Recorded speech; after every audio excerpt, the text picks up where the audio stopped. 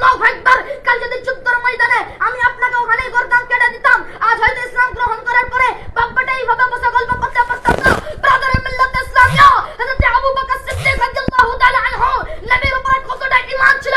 হযরত আবু বকর সিদ্দিক রাদিয়াল্লাহু তাআলা আনহু বলছেন, বেটা শুনে নাও, তুমি হয়তো কাল যুদ্ধের ময়দানে আমাকে তোমার তলবারের নিচে থেকে ছেড়িয়ে দিয়েছিলে, কিন্তু আল্লাহ পাকের ইজ্জতের কসম, তুমি যদি আমার তলবারের নিচে পড়ে যেতে, আমি তোমাকে নিজের ছেলে বলে নাই, রাসূলের দুশমন বলে কতল করে। नारे रिसालत, मसला के आला हजरत, बज़्म ताजुश शरिया, बज़्म ताजुश शरिया, नारे तकबीर, नारे रिसालत। ব্রাদার মিল্লাত ইসলামিয়া, রাসূলকে সেইভাবে ভালোবাসতে হবে। রাসূলকে না ভালোবাসলে আজকাল কিছু কিছু মানুষ দেখা যায় তারা রাসূলের পাক সাল্লাল্লাহু আলাইহি ওয়াসাল্লামকে সম্মান নিচু করার জন্য এমন ভাবে লেগেছে, ওটা বিয়াদবি করছে, এমনকি এমন এটা বলছে, আজ আহলে সুন্নাত ওয়াল জামাত আমরা যে রাসূলের দরবারে যে মাথা নত করি, এরা বলছে এটা হারাম।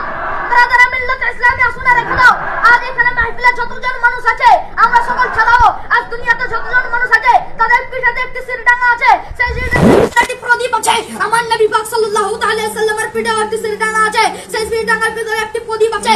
ব্রাদার মিল্লাত ইসলামিয়া, কিন্তু পার্থক্য হলো এটাই, আমাদের সিরডাঙ্গার ভিতরে প্রদীপ বন্ধ আছে, রাসূলের প্রদীপ জ্বলতে আছে। ব্রাদার মিল্লাত ইসলামিয়া, ওই জন্যই তো আমরা রাসূলের দরবারে গিয়ে মাথা নত করি, যাতে আমাদের প্রদীপ রাসূলের পাকের প্রদীপের সাথে মিশে জ্বলে ওঠে। সেই হযরত আবু বকর সিদ্দিক রাদিয়াল্লাহু তাআলা আনহু রাসূলের দরবারে গিয়ে ঝুঁকেছে আর ওঠেনি, যখন উঠে যায় সিদ্দিক আকবর হয়ে উঠে যায়। সেই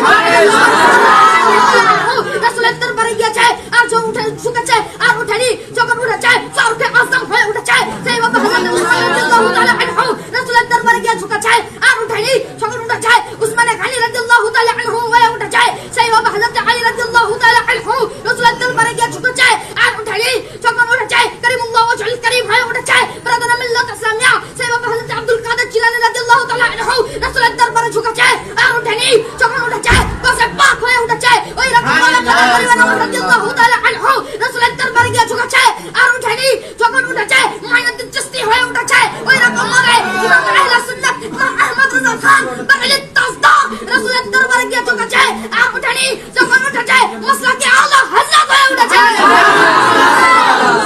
ব্রাদার মিল্লাত ইসলামিয়া, এটাই বলতে চাই, জীবনে নামাজ রোজা হজ যাকাত যতই করে যাও, কিন্তু রাসূলের মুহাব্বত যদি না দিলে থাকে জান্নাত পাওয়া যাবে না। তাই জন্য ইমাম আহলে সুন্নাত বাকালি তাজদা তার কলম দিয়ে লেখা দিয়েছে, ইয়া রাসূলুল্লাহ তুঝসে ফর জান্নাত সে क्या मतलब, वहां भी दूर हो, हम रसूलुल्लाह के जन्नत रसूलुल्लाह।